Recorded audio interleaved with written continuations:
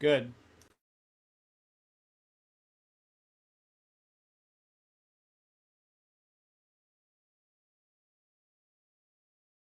From New Orleans in my studio in the sky for the second go round of my meeting of the minds, and very honored tonight to have the women of golf instruction. Not all, we'll have some more on in other shows. I've got a list already, but this is a great group of diverse, intelligent, smart ladies, and we're gonna learn a lot from each other, and hopefully entertain all the folks that are watching, probably in a few countries all over the world, and tonight on Facebook and on Twitter. So, as I told the ladies a second ago, this is how this works. We've got 4 categories of questions: golf swing, mechanics and performance, golf instruction business, golf instruction history, and golf science and technology. No, it's not like Jeopardy, but yeah, it sounds like it, right? I'll take golf instruction history for 200. And I'll ask each question to a different women golf professional. They'll be the first to answer. Other folks will weigh in, and we'll just start the way it's lined up right here with Dr. Allison. Good to have you on. And so here we go. Mechanics question right off the bat. Very popular right now to have this look at the top of the swing where the left arm's kind of low, the right arm's a little under, and the club's a little on the laid off side. And then, of course, there have been a lot of great players, more of a Nicklaus look. Club's more between the arms, right arm's a little higher and a little bit more on top. To me, the current, style, just like these skinny pants I got on, are to have it a little more under and a little more laid off. What do you think about that trend first as a trend, and what is, if any, what is your preference on that, Allison? Yeah, it's a good question. I even brought my little club so we can kind of talk that too. I definitely think that there is a trend. I wouldn't say it's a fad, but certainly a trend that a lot of players are trying to get that lead wrist into flexion at the top and getting that look of kind of the club face, almost appearing like slightly closed, if you will, when you get to the top. And I'm more of a teacher that is, in terms of the LPGA model, student-centered. So depending on how someone's body is built, do they have a preference for more of a strong grip, preference for more of a weak grip? I think that's really going to influence what the club face does at the top and what that lead wrist is looking at the top. Now, certainly if I have a player that's like really cupped and they're coming down with an open face and then flipping it at the bottom, then I'm going to start looking at their grip type and how they're placing their hands on the golf club, and then seeing if we can maybe get to a place that allows a playable ball flight. Me personally, I don't care what it looks like at the top, if it's more flexed, if it's more extended. I want the golfer to be able to hit a shot and expect where it's going and have it end up where it's going. So the playable ball flight to me is the most important. So again, just going to grip type, how their body is built, and then seeing what best works for them and how they can repeat that. Cool. Anybody got anything to add there? Sure, Cheryl. Well, if in order. Think of the greatest woman golfer of all time, it's got to be Annika Sorenstam, right? Absolutely. She played with that cupped left wrist. And I can also think of Lorena Ochoa. So like Allison said, it's got to be player-centered, whatever squares the face up, right? Absolutely. Anybody else on that one? Krista? Krista Dunton down at the bottom. There's Susan. So, okay, Krista's open there. I think it depends on body shape and build. So I think it depends on wingspan and length of lower arm versus upper arm. Where a player naturally wants to go, how their arms fold, and where that puts them at the top. I also think it depends, does a person visualize and see golf in more of an up and down, where the arms are working more of an up and down, choppier motion, and the body's turning flatter? Or do they visualize golf almost as a tilted baseball swing? Do they see things more rounded? So a lot of it, like, these other two other friends have said, that kind of depends on really the individual, how they see golf being played and what basically fits them as a player. I really don't like putting people into a certain mold. I think everyone has kind of a natural position they're going to fall into based on thickness of chest, arm length, height, wingspan, and upper arm versus lower arm. Cool. All right, let's jump to the next question. So Cheryl, hello, Cheryl. Best business decision you ever made as a golf teacher? Best decision you ever made? Whoa, that's got to be moving 1,200 miles from home to go. I took a big chance to go work for Mike Bender, and it turned out to be the best decision I could have ever made. So I'm very thankful. What were you doing before you went down to Florida to work with Mike? Well, I worked for 17 years in the metropolitan section at 3 very good clubs. And one of the reasons I moved down, I had my little girl.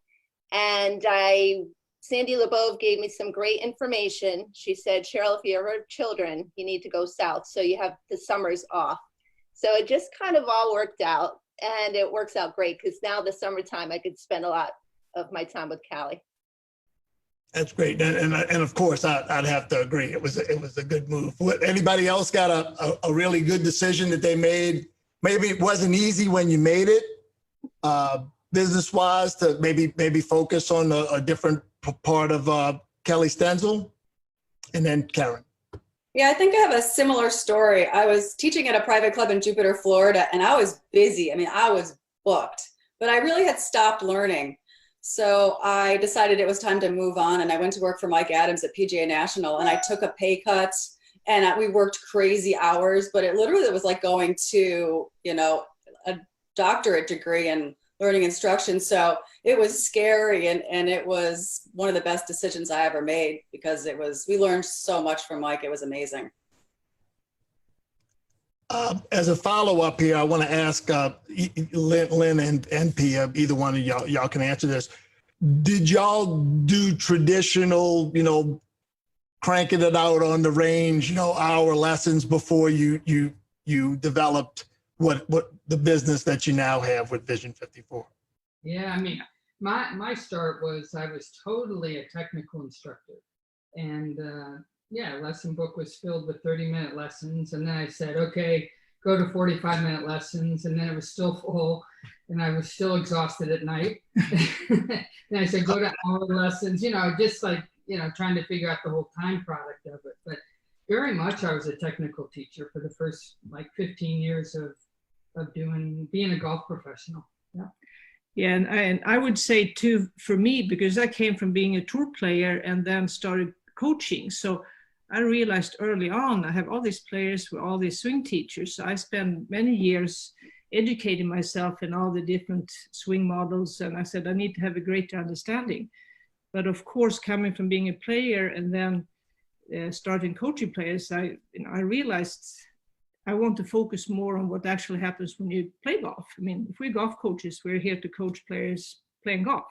So I just went in with that mindset and realized that there's a gap for many here that is awesome. We need to learn the swing, but it's of no use if I can't play better. So for me, that became very fascinating. And then Lynn obviously was interested in that too. So I think from the earlier question, it took for us a lot of courage to just dare to do what we truly believed in, even though many told us early on it's never going to work because we didn't do the traditional, the technical teaching only. Great. Karen, you had a follow-up, right? Didn't you? Yes, and it's actually, you were talking about the best business decision ever, and this just happened recently. So last year I started my cardio golf online, and some people kind of made fun of it, golf instruction inside with the Shorty Practice Training Club. Well, 6 months later, we get hit with this crisis and everyone's at home, and I can't even keep up with the orders, people wanting to get my Shorty Club and the videos practicing at home. So, just having that online 6 months ago has really helped me push me over this little lull that we're having in work. And it's been great because people are now practicing at home, and practicing indoors could be a better way to improve your swing because you're not so worried about where the ball's going. There's no judgment. You can work on the positions. You can actually work on some fitness and other things at the same time that are going to help you later on in the course. So just by packaging my cardio golf program last year has really helped me. I think when I've not only the answers I just got from you folks, but the ones I got last week, the one thing that I'd like to communicate, just to step out of my moderator role for a second, to the young teachers is don't be afraid to move. You know, there's a big world out there. And if somebody offers you a position or an opportunity, sometimes it'll work out great. So let's go to next question with Carol. Carol, great to have you on. Always great to see you. What golf teacher or mentor who's not with us anymore on this planet was your biggest influence? Oh, I'd have to say my father. He was a PGA professional, wasn't he? He was a half century member, and he passed away last December at 94. And probably along with my dad, Dr. D.D. Owens. I have to say I hosted a swing model workshop in Marietta back in the late, Yeah. And I think I got up on the first day. I think I got up the earliest I had ever woken up in my life to get there to impress Dee Dee and have everything set up and all the manuals laid out in the old Marietta Country Club clubhouse. And darn it, if I didn't pull in, and there she was standing up there on the awning and the sun hadn't even come up yet. And it just made me realize, you got to work your butt off. And that's one part of it. But she was such a great woman, and she had brilliance, and she contributed so much to the LPGA. And I'm sure she's a mentor to so many. She was a mentor to so many people. But my dad definitely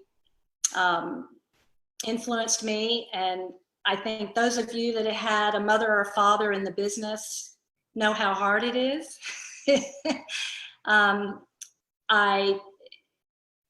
Almost anything I did wasn't good enough for him, but I understand why. He wanted me to do better. He didn't want me to settle for mediocre. And he also wanted me to play the tour, which I never did. But I think he was okay with where I ended up. I bet he was. Anybody got another mentor not around anymore that you'd like to share with everybody? Pia? Yeah, I was very blessed to get many lessons from Manuel de la Torre, and that's been with me forever. And also I got to get some lessons from his father, Angel de la Torre, and the learnings from that has stayed with me from my own game and for lots of my students. Great. Any others? Okay, Christina. So please correct me if I've got this wrong. Next question. So when I was reading up on you, you started playing, and within either 3 or 5 years, you were a 5 handicapper. But give me the right timeline there. 5 years. 5 years, 5 handicapper. Yep. From scratch. Okay. So From as a new golfer. From a new golfer. That's awesome. So it's a science and technology question. So the question basically it would be to move it into pertinent to that experience, which I think is unbelievably important for a teacher, right? Because there's a lot of people that would like to duplicate that come to see you and come to see all of us. So was there any piece of technology that helped you go from beginner to 5 handicap in 5 years and now are one of the top teachers? That's a great question. And I have to say the answer to that was not technology for me. Matter of fact, the two people that really helped me are sitting right here on this panel, Pia and Lynn. Thank you very much. I was an 8 handicap. Christina, at what point in that 5 years did you go see him? I was an 8. And someone said, hey, you got to go get their book. So I went and got their book. And then about 3 weeks later, I was on a plane. I went out to Arizona to see them, and a few months later, I was a 5. So it's a lot of it for me was up here. So thank you guys very much. Significant influence. I really appreciate that. It's made me a better coach. A lot of great Vision 54 stories. One other question on that development. What one thing early on got you? Was it the ability to hit the ball better right away, or to get around the golf course one time, and not hold anybody up? What kept you going early on? I just love the challenge. I just love I love striking the ball. It was love at first strike. To be honest, it was. I think that gets a lot of it. So just sticking on that technology, does anybody have some piece of tech or piece of science, it could even be, that you feel like in the last couple of years has altered your teaching for the better? Trillium and then Allison. Definitely. I have a whole slew of stuff, so I'll keep it to a minute. But when I was down with Jim McLean at Doral, he had 2 TrackMan. One was on one side, one was on the other with the club fitters. And I spent a lot of time with those club fitters, just looking at ball flight, looking at numbers, looking at ball flight, looking at numbers. And then the player would leave and I'd go hit some shots. And so I think that was an invaluable part of my understanding of ball flight, because I had some intuition about things, but then when I could actually look at things, look at swing direct, what's the difference between swing direction and club path? They're really dynamic loft. What's that? So what does the spin do? When you go into those higher lofted shots, like pretty basic stuff, but I think it made me so much better looking at ball flight without it, because then I had a real concrete understanding of the physics. And for me, that was just totally invaluable, because what happens through impact is, in my opinion, that's the most influential. And there's not a whole lot of preference. I mean, yeah, you can hit fades, you can hit draws, you can have high, low, whatever. There's preference there, but you can't really argue with numbers too much when it comes down to those impact conditions. So that to me was really, really invaluable. And then, I could go on to the pressure plates and force plates and 3D, but I think I'll start with that. Hey, Chris, can you check to make sure we're on postmodern? I'm getting a couple of little notes that maybe we're not up on postmodern. I think every place else though. Okay, so let's Dana, not Dana. Okay, so we go to the next question. Great to see you, Dana, and the puppy. So I remember the first 3 people I ever met that said I went to Dana Rader.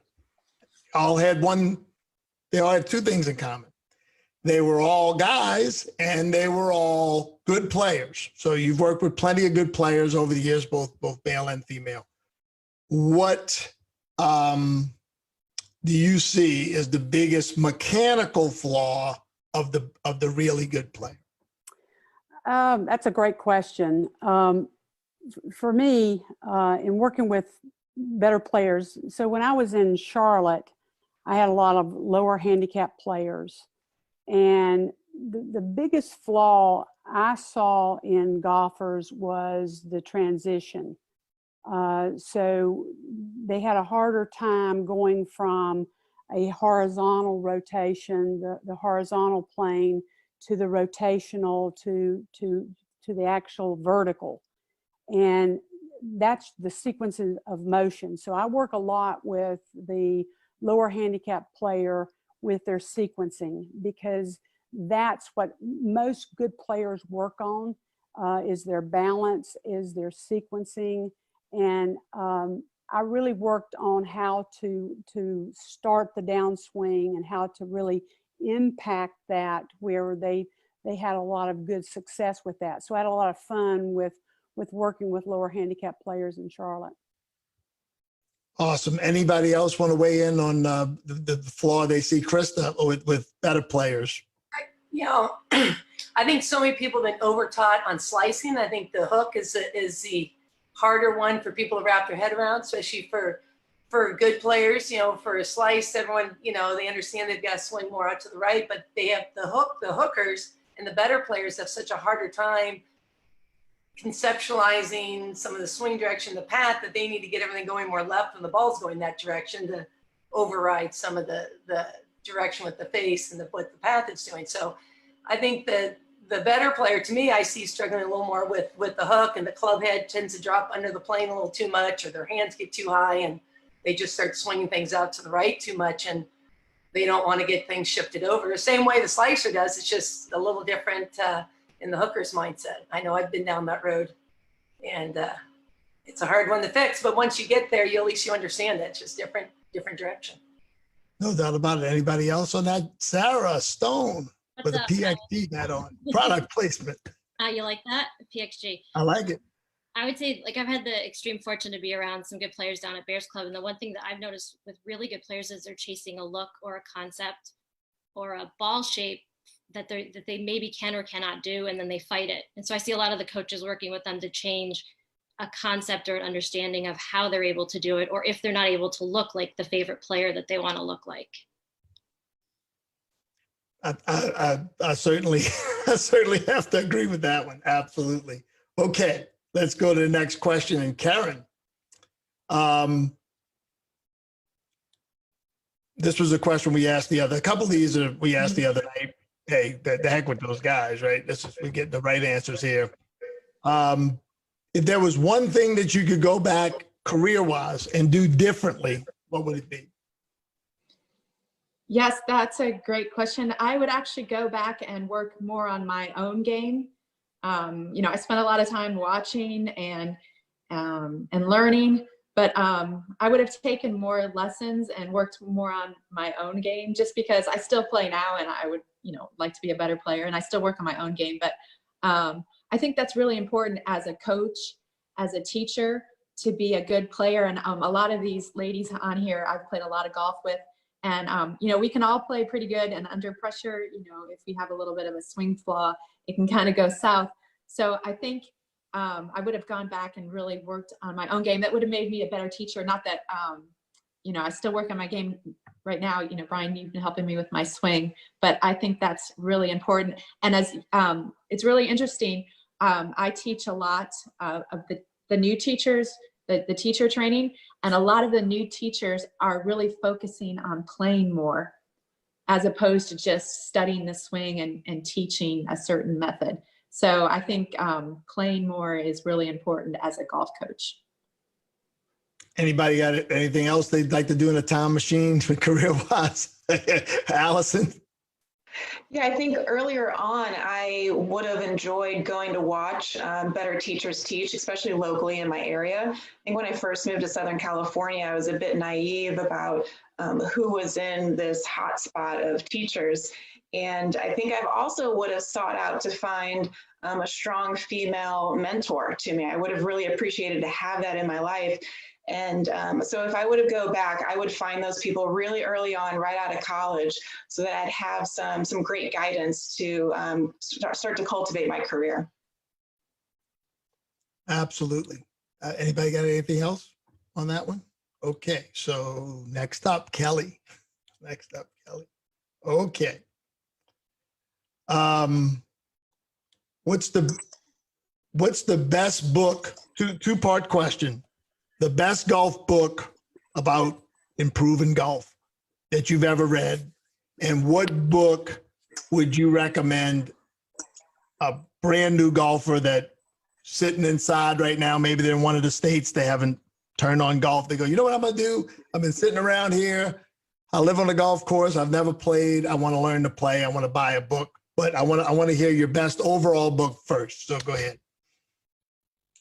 You know, best overall book, I was always a big fan of Ernest Jones' Swing the Club Head for some reason. You know, that's kind of an oldie but a goodie.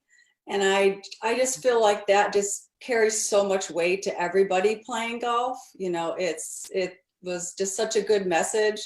And I felt like even though it was written obviously a long time ago, that it really is very current today. As far as a book that I would recommend for somebody, you know, picking up golf, you know, I tend to go back to a lot of my Mike Adams background, which one of the books that he originally wrote was The Laws of Golf, which stand for the 3 body types, leverage, arc, and width being the models that match the body types. And those were kind of 3 basic swing models that would allow any golfer to really build a swing around the way they're built. Because what happens to a lot of golfers, in my opinion, is they try to swing the club other than their body allows, and then they get into trouble. So that's kind of a nice place, even though it's a little bit of an older book, that I think if somebody hasn't played, at least they're starting from a model that would match their body type. Cool. All right, let's hear from a couple other ladies. Favorite golf book and best book for beginner. Who wants to go? Hey, Krista, go ahead. Krista. You got to go with any of P and Lynn's. You know, be a player. Every shot has a purpose. So there's so much in those. So great for all levels. Harvey Penix. You know, I think, you know, his little red book. There's so much good information in there. Again, for all levels and nothing overly complicated. Again, I'd chime in with Kelly on any of Mike's books. Jim Hardy's books might be a little more advanced, but his book on release I thought was fascinating. A little higher end, but for newer players, probably Penix and anything that P and Lynn have done. And Sarah, and then we'll go Sarah, then Trillian. I would say from outside the golf, it's called Learn Better. Great book to help people understand how to learn better.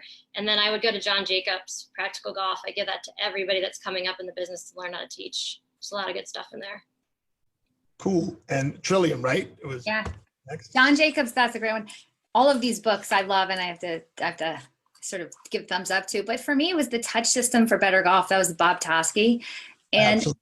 I read that before I got into the business, and I remember. So I grew up playing lots of sports like all of us, and it just resonated with me. This concept of feel, and that never went away. And he had some great visuals for visualizing from behind and how you're going to get a sense of tempo and kind of being present with it. If I'm remembering correctly, also Davis Love Jr., right? Co-authored Touch System. I'm pretty sure. Is that right? I don't remember that, but hey. Yeah, Davis's father. So any other great beginner books, Carol? Well, or just favorite golf book?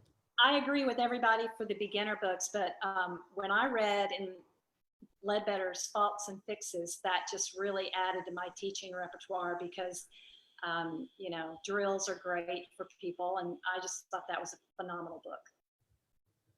Awesome. There we go. Cheryl's got a good one up there. Okay. Shameless plug. Many people don't know, but I actually wrote a book. It's called Teach Yourself Visually Golf. It's just got a lot of pictures in it. So I always like that for beginners. Pictures are good. I love Mickey Wright's book, Swing the Right Way. That's one of my Bibles. And then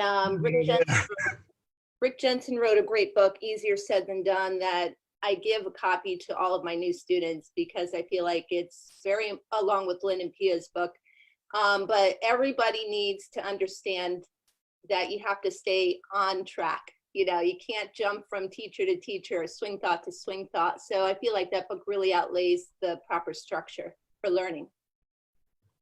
Cool. Sarah, you're up. Wish I was giving you a lesson at the Rock right now. It'd be better than this. So, okay. If somebody was going to write the check for you, you could do one science or one piece of tech. What would you have the person buy for you? This is a free one now. That's a tough call. I would say TrackMan now only because I'm just learning and diving into what the Swing Catalyst can share with every coach has a different opinion on it. So I don't know how valuable it is yet as a useful tool on a daily basis, but TrackMan 100%. So has anybody got another, like, on your wish list? Maybe not waiting for the, your lucky break to somebody tell you to go buy something on the house. But Carol, yes, what would you like to get if the Lord says the same? Am I on? I would love a simulator to add to our building. That's the only thing we need. I highly recommend the TrackMan simulator, which is right there. I could hit a button, but I'm not going to do that. Go ahead, Trillium. I was at the golf swing simulator headquarters in Carlsbad, and they have the putting green, the green that moves. It is very cool. The projected brakes on it. Yep, that's what I would get. A big one. That's let me just tell you, I don't know where I'd put it in this thing. The drums would have to move, but that would be high on my list too. Krista? If money's no problem, I would do the gears, just because it measures everything and it gives you all the information you would want. You can choose how you use it, but everything is there. But that would be my Christina, I saw you Thumbing up on gears. Gears is very cool. Great. Okay, great answers. Okay, so it's Natalie's turn. Okay, so going back up here, and here we go. Okay, boy, Natalie gets the tough one. How about that? So also very in vogue is the laying this club down from the top. And there's a lot of teachers that like you to kind of stay on top of it the whole way down. You have a preference or a comment on why it becomes so popular, and which one do you tend to prefer? Yeah, and I think that is definitely in vogue right now. So many people that we teach are slicers of the golf ball, or people that I teach are. And so to me, I find myself teaching that move a ton because of that. So yeah, I mean, I think that on my Instagram and on a lot of the things that we teach, we see so much of the shallow of the golf club. How do we do this? But going back to what Allison said at the beginning, it so depends on the student and the body type for what we're going to teach in the downswing, what we're going to teach in the backswing, and how to help these people hit it more in the middle of the club face. Anybody got something on the lay down move and the apparent semi, I don't like to use the word craze, but it's all but a craze. Go ahead, Allison. Yeah, I mean, I have to speak to it because, of course, George Genkus is right down the road from me, and everyone's trying to get shallow and Scooby, and I think George is a great teacher. I would say that because of the visual of that being out in social media and on YouTube, a lot of people are doing it like in inappropriate ways, or it's not fitting their style. And I've seen a lot of players, good club players, who have gotten steep early in the swing, and then they've shallowed very late to hit a very playable ball flight. And so then they're trying to shallow so much earlier from the top. They're trying to get the center of the mass down below their hands and then rotate through. And then all of a sudden they're starting to hit off the heel, and they're not centering the club face in the ball anymore. And so as we kind of go back to like this student-centered approach, it's talked about a lot because I think that there's been some coolness about it. But again, it's all about that moment of impact. You know, it's getting that ball and that club to line up perfectly. And if you get steep early and then shallow late, but you hit just a nugget right down the middle, why not just keep doing it? So again, it's just kind of dependent on the ball flight that the player really wants, and then whether it fits their body. Because if they don't have a lot of ability to move that shoulder, they may not be able to get the golf club shallow in the picture that they see out there on the internet. Absolutely. If I wanted to, somebody asked me, and they do, if somebody said, Brian, give us an example of somebody who doesn't over shallow the club, I would give them Annika.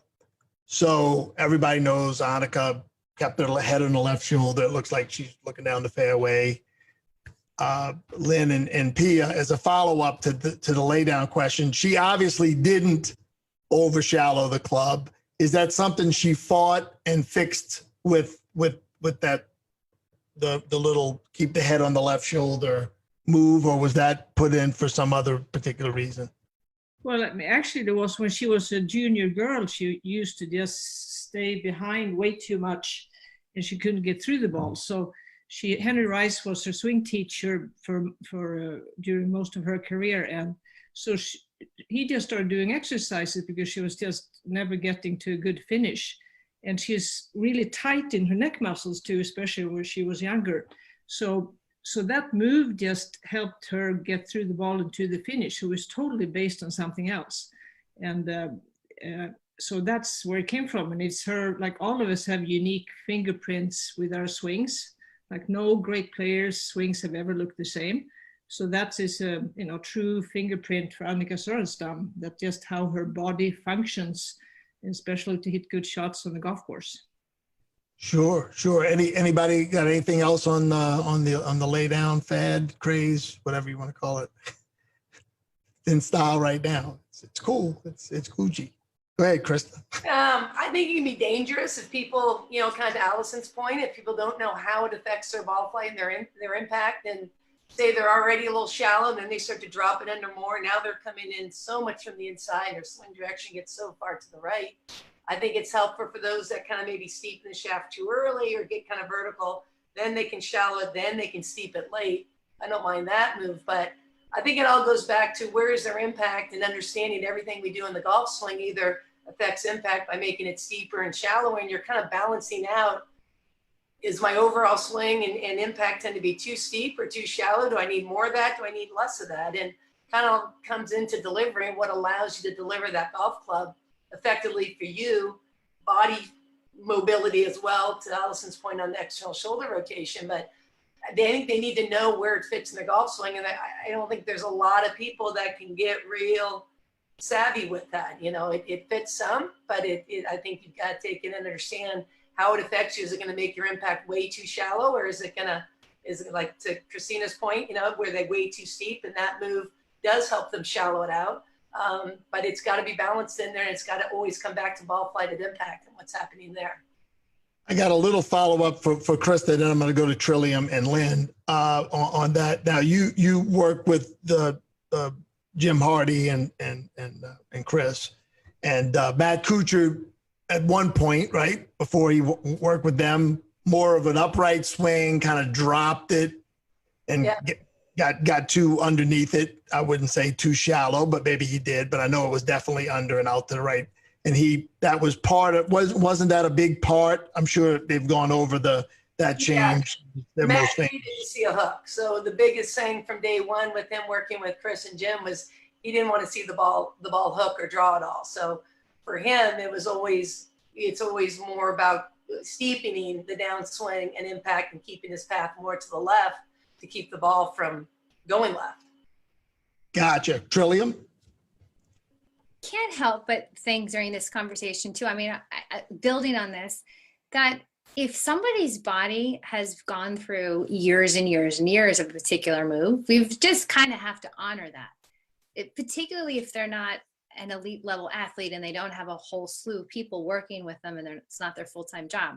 So if the move is to get a little steep and they can hit the ball pretty well, why are we going to try to reinvent the wheel and fix it? So I always get a little nervous when we start talking about in fad, there's a lot out there that people can just find on their own that could actually just get them worse if it's not in line with, like many of you just said, what they either already do already, what their bodies want to do, or something that suits their history.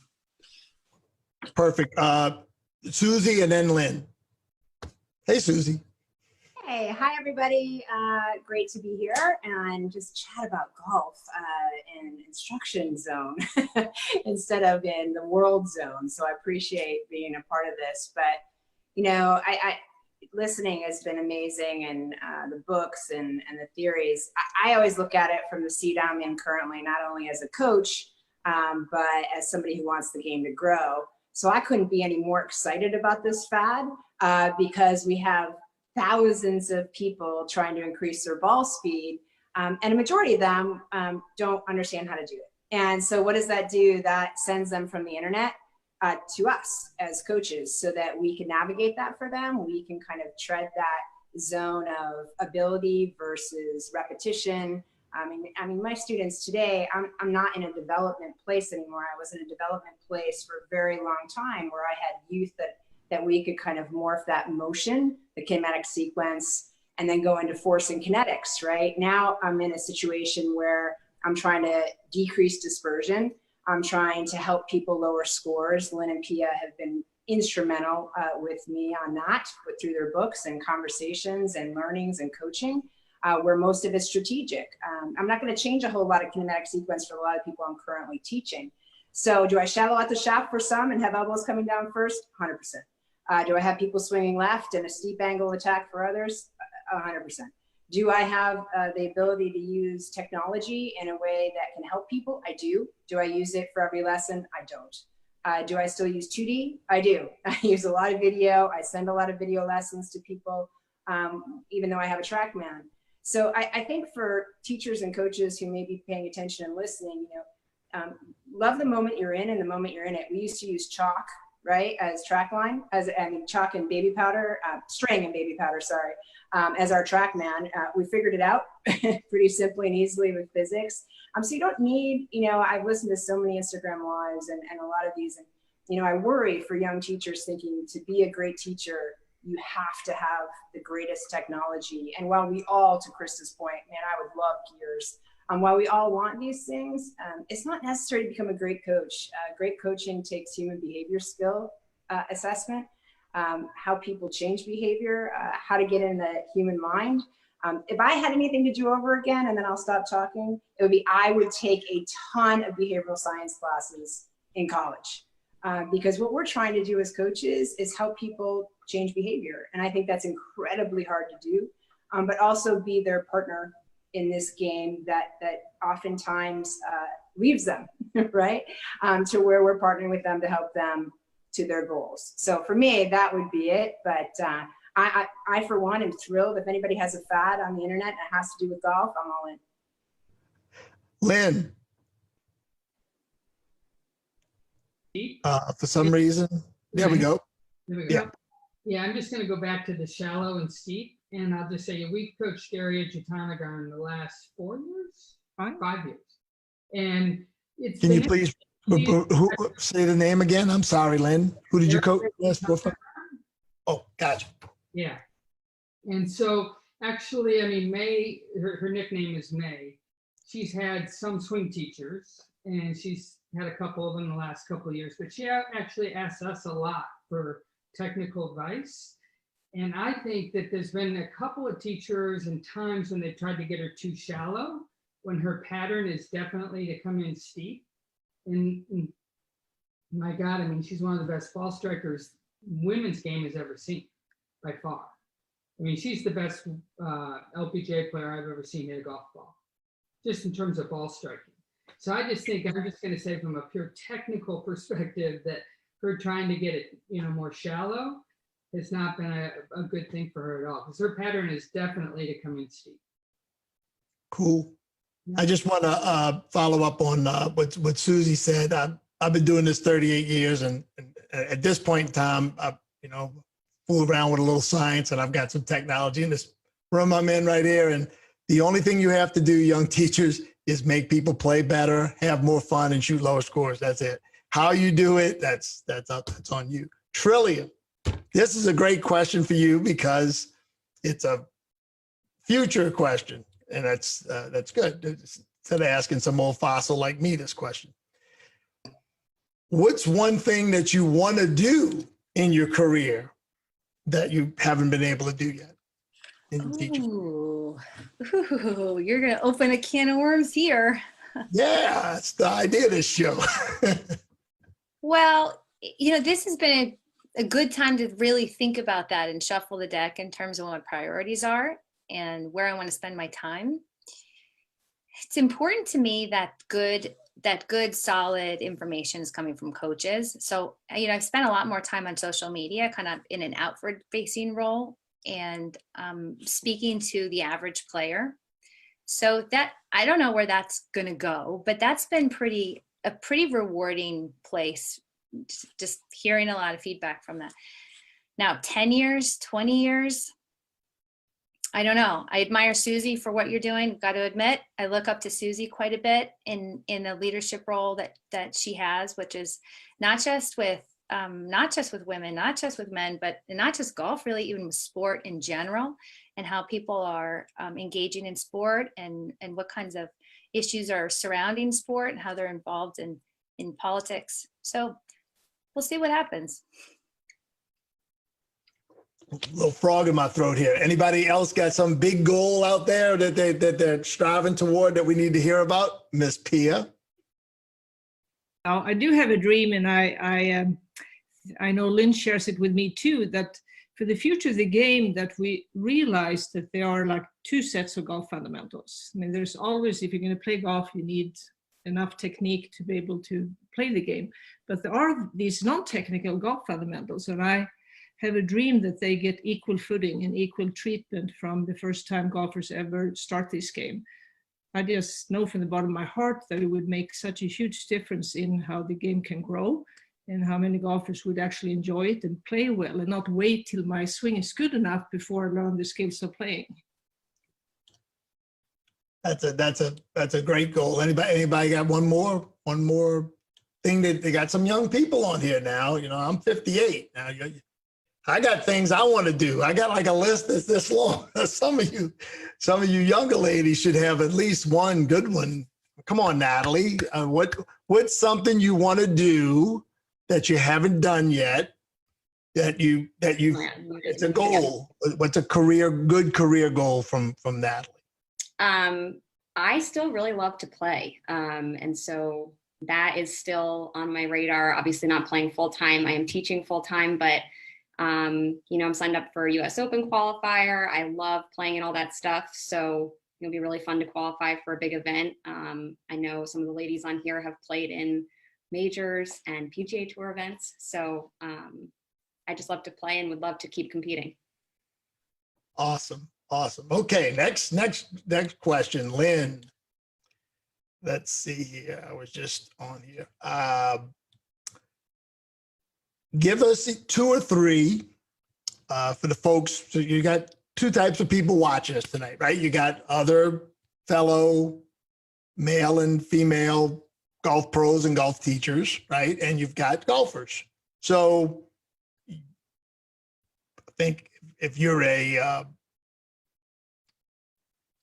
golf aficionado, you've heard of everybody that I've had on the show last time, and it wouldn't take very much to know all of you ladies. So give us 2 or 3 places to look that maybe might be hiding under a rock someplace. That might not be the right way to say it, but less known, good sources of information that you would recommend to both golfers and golf pros.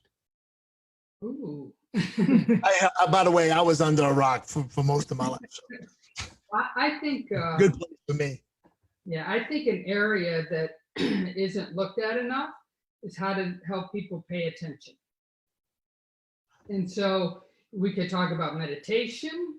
We could talk just, today, in today's world and all this technology that we're using right now, people's attention span is half of what it used to be 10 years ago. Meaning that people's minds are flipping around, like everybody here in our little square, we're flipping around about every 6 seconds to a new thought. And if you just think about that we need to learn to pay attention for the golf swing, okay, and the golf swing and what we call the play box, the time it takes to actually hit a shot, so maybe 9 to 10 to 12 seconds. We need to actually help people to do that. So I think there's lots of resources out there to learn how to pay attention. Susie? Meditation would be. I'm sorry, Lynn, go ahead. No, I would just say learning how to meditate or looking at some other resources outside of golf with meditation would be really valuable. Great. Susie and then Christina.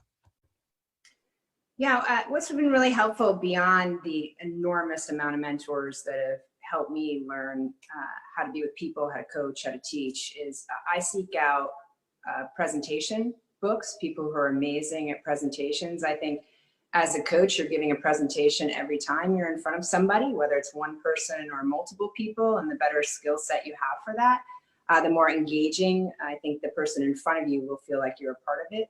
I seek out coaching books from renowned coaches. John Wooden is probably one of my favorites.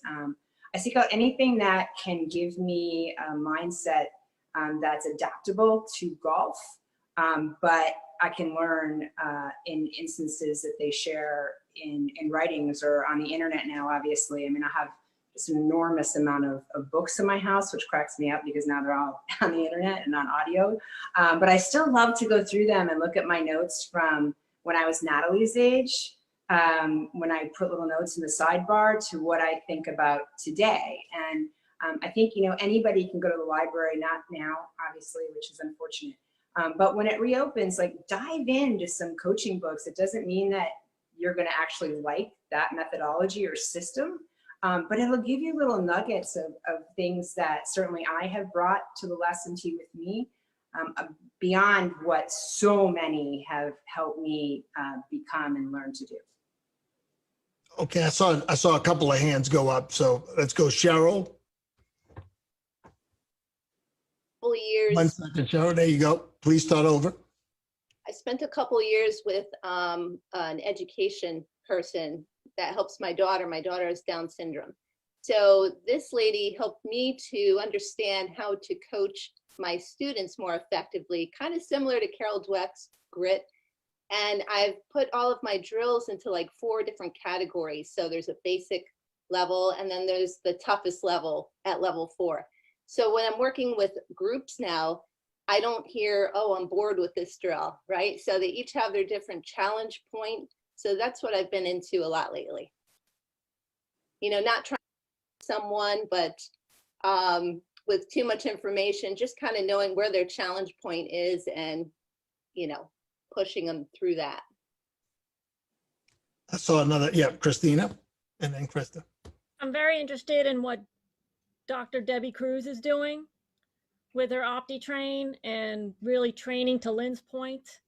Your right and your left brain and trying to find that synchronicity and quieting the mind before you perform.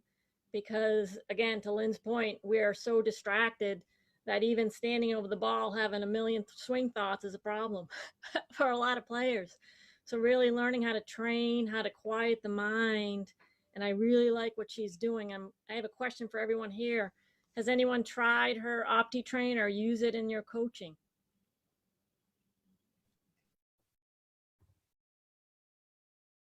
That's a decent percentage. I hadn't heard of it, but I'm going to look into it right away. I feel really bad about not having, but that's all awesome. She's a smart lady, and I'm sure she's probably working on something that's pretty good. Pretty good, Krista, and then P and Lynn. Lynn's point on the focus and paying attention, I mean, spot on.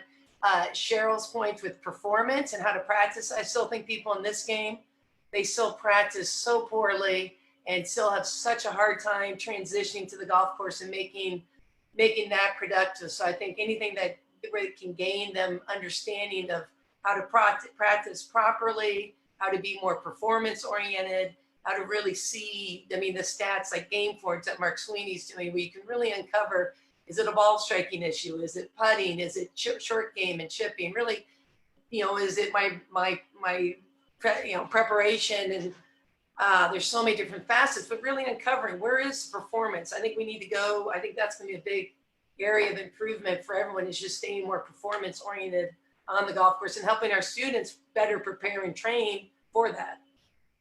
Pia? So what Lynn was saying, this paying attention, but what we've noticed, and even more the last few years, that there's so many players that they're not present in their bodies when they're swinging. And no matter what they're going to work on technically, if you can't even feel what you're doing, it's not going to happen.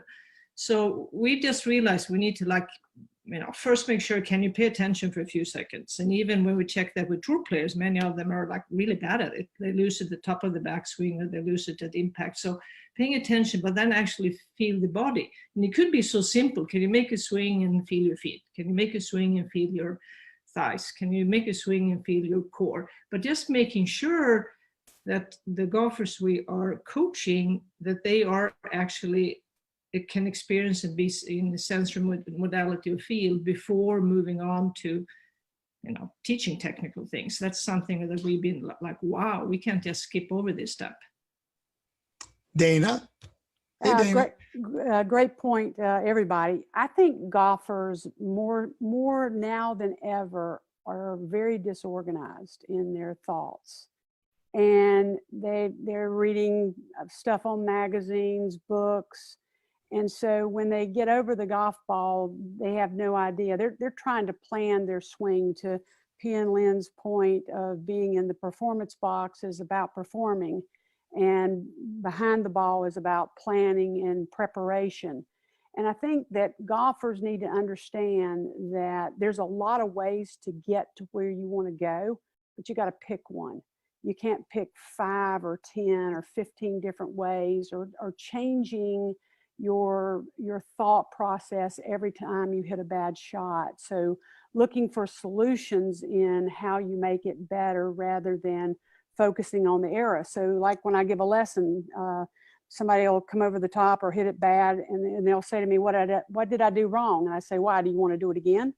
No, you don't want to do that again. Let's focus on the solution to how you get a process that keeps your brain organized so that you can hit shots that will produce a playable ball flight. We had another hand, Carol.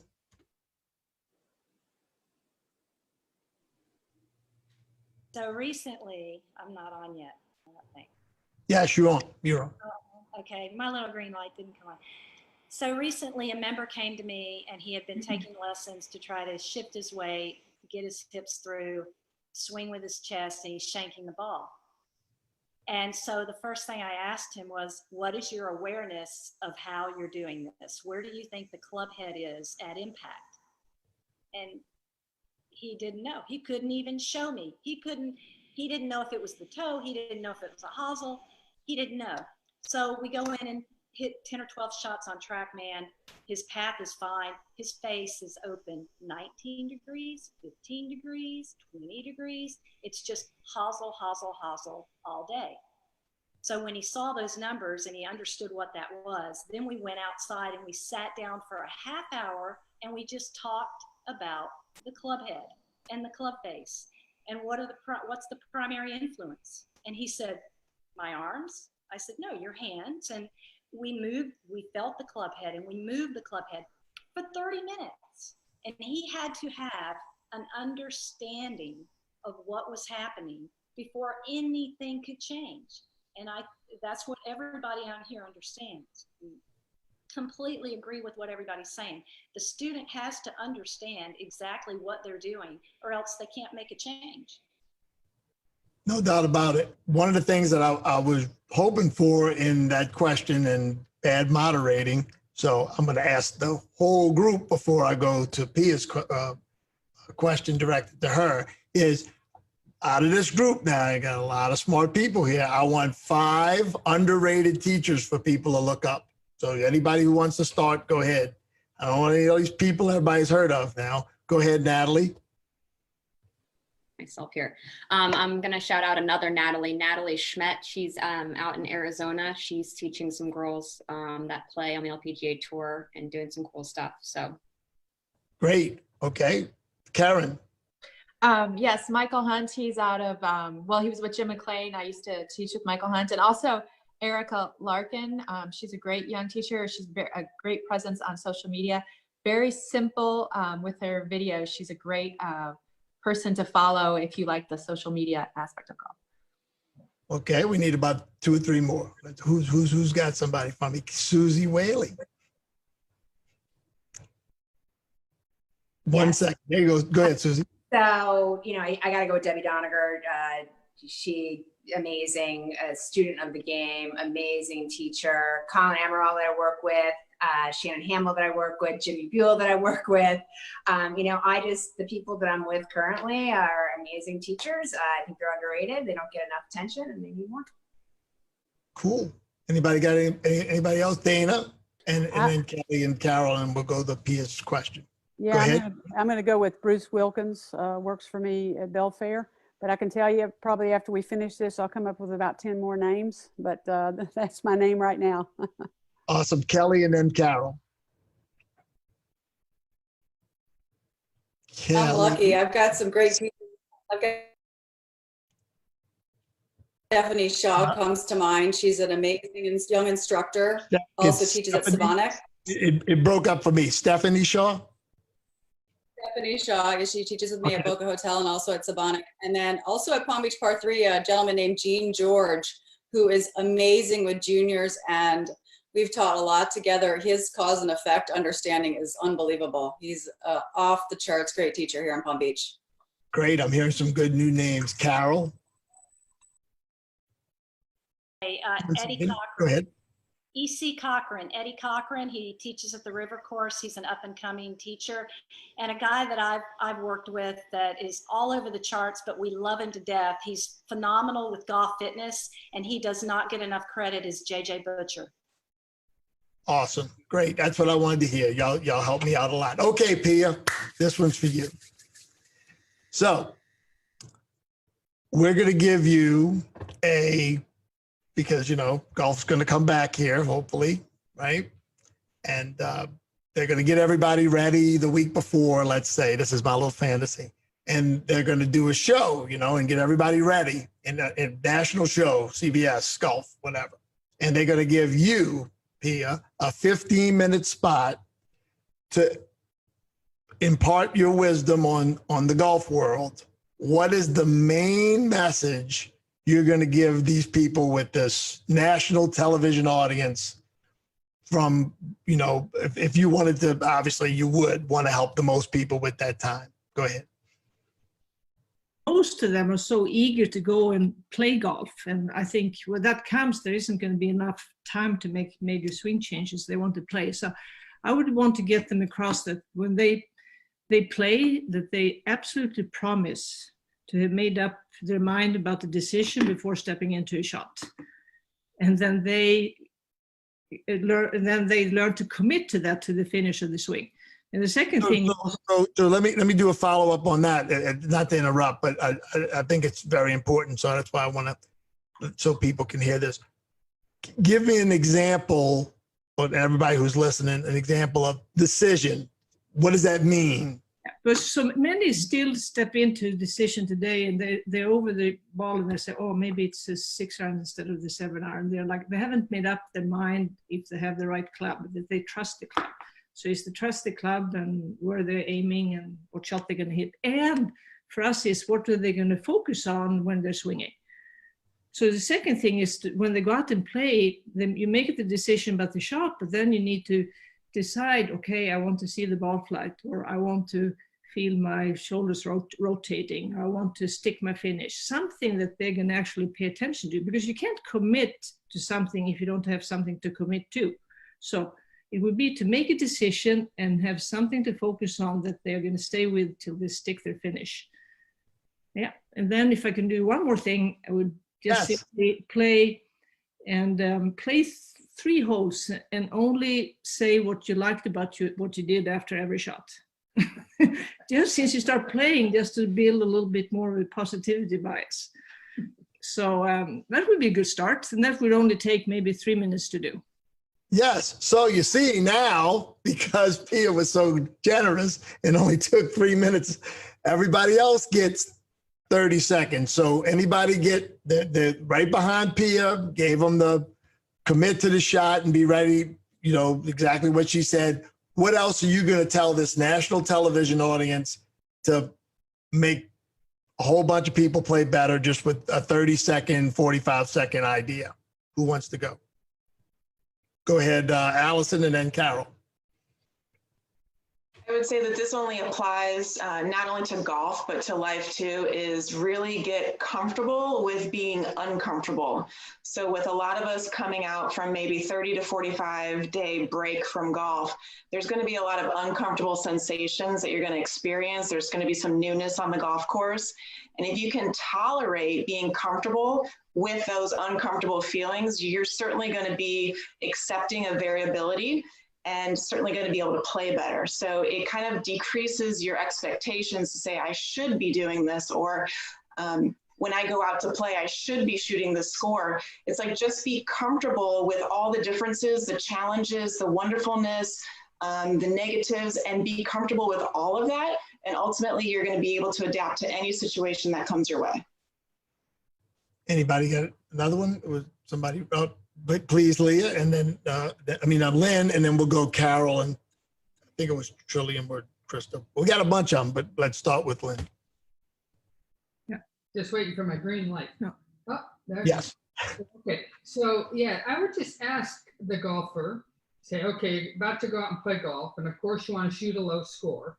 So put that aside, and now pick one other goal that you'd like to achieve while you're on the golf course today. And have it be a goal that's 100% under your control. So something that's not outcome related. Of course, everybody wants to shoot lower scores, but to pick a different goal that's more intrinsic, that doesn't have to do with an extrinsic outcome. And then can you give us an example? Oh, it could be, can I come off the 18th green with more energy than when I started on the first tee? Yeah. Great. Krista? And then Trill? I would say two things. One, commit, kind of piggyback P and Lynn's comments there. So commit to the shot you're going to hit, what you're going to do. Secondly, get rid of tension. So free things up. I think people just harbor so much tension, whether it's in the shoulders or the hands or the arms or, obviously even in their head. So just get rid of the tension, free it up, and kind of just let it go. Make a commitment. And then monitor where you store your attention, understand that, free it up, and enjoy it. And just kind of get an understanding of what your swing is. But just, I think the tension and just letting it go and making a commitment beforehand. Trillium, and then Carol, and Sarah. Trill? So the audience is people coming out of quarantine? Well, yeah, some people look at it playing an English turn today. There was record number of people out there. So but what it is, it's you've got this national television audience a week before the tour comes back, and they just give us this show with this opportunity. And Pia had 15 minutes, but she said she just needs 3. So you've got 30 seconds, and we're divvying up this time, and they're going to give LeBron 10 seconds at the end. So No, I've got 10 seconds because I needed the question repeated. That's okay. That's my job. So I don't know. I like real practical stuff in this case. So I'd say get to the drive. If you're going to, this is a tip for someone to go play, and you haven't played in a while and you're real jazzed up, go to the practice area early and work on a 30, 40 yard shot. Then do it from the rough, then do it from a tight lie, and just start getting a good feel for contact again. Because that's real basic. If you get a 30, 40 yard shot, you'll do all right. Because you don't need to be perfect off the tee or down the fairway, but you kind of have to have that shot dialed in if you want to score. You're going to have a few of them, Carol and Cheryl, and then Sarah. I would say just go out there and be yourself. Don't try to reinvent the wheel since you haven't played in a while, and swing your swing, play your game, be yourself because everybody else is already taken. And know that golf, the only thing about golf that's consistent is that it is random and inconsistent. And so I got this from P and Lynn, your ability to adapt is going to allow you to enjoy the game and have fun. Okay, Cheryl, and then Sarah. I'd bring Karen Jansen on with me to do the cardio golf warm up, because most of the people that go to play golf, they arrive like 10 minutes before the first tee shot. And if they could, get like 5 good stretches before they play, that would help them a lot. Sarah, what's your 30 seconds? Great. So I got to teach people finally in 6 weeks today that haven't played in 6 weeks. So I have a little experience or warm up on this, but I would say curiosity. Like, I don't think people are curious enough about why things happen or what happened, like the how and the why, instead of turning and asking other people, try to figure it out for themselves. But I'm totally into commitment, like see the shot, if you can make the shot happen. But then if it doesn't happen, be curious as to why it didn't. Cool. And so, I know there was at least a couple more. So Christina? I would say if you focused on your rhythm and your tempo and really just focused on that, if your tempo is smooth, it hides a lot of the swing flaws. Swing flaws if you haven't played in a while. So if you just focused on tempo and rhythm, I think that would work really well for coming off hiatus. Anybody got another one? Oh, yeah, Kelly, sorry. There we go. Kelly. Yeah, that's okay. No, I think that we just need to get out there and have fun and relax. I might go a little bit the other direction. I think these are all great answers, but just do what you have to do to have fun. Play your own personal scramble. I mean, have as many mulligans as you want. Just everybody's gonna be so excited to get back out there. And I think if you got to break the rules a little bit, hit a few extra shots, go for it. Just make it fun. It's gonna be great. Shows you how hopeless a mechanics teacher I am. I would have done a 30-second left-hand grip deal. So I feel bad. Anyway, okay. So Susie, you have one. She gets the last 30 seconds. I'm just going to say that I actually have to do this in real time, took notes, but I'm not doing yours, Brian. Not happening. So my point is I actually have to go on now and welcome the world back to the game. So thank you all for your answers. We're so excited. I think having fun, being joyful, remembering how to be joyful when you play the game, make that a part. And I think as people come back to all of us as coaches, we as coaches need to understand the value that people are looking for will be at the highest it's ever been. So you have to determine what is that value. It has to be about the person standing in front of you. It can't be about your coaching. It has to be about you giving them an experience that makes their lives better. Great answer. So Krista, this question is for you. What is something that you once taught and really believe that you just don't teach anymore? Oh, you know, I think we're all kind of a product of our background and our early development and how we learned the game. So I'm going to throw a name out there. It might come back and haunt me, but I'm sure a lot of you know this person. When I was working on my game full-time out in Arizona, I was coached by Easy Ed Oldfield. The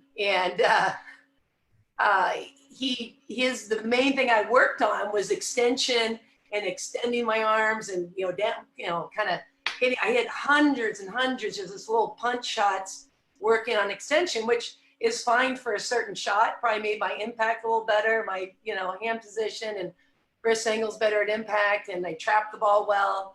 But it was so much from the inside and fought a hook.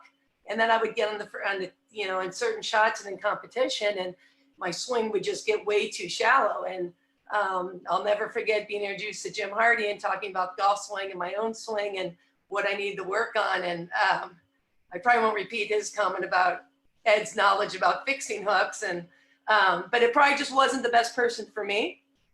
He had worked with a lot of great players, but I think it's important as a teacher to know who the person is in front of you, what their impact in ball flight is, and what everything affects that impact. So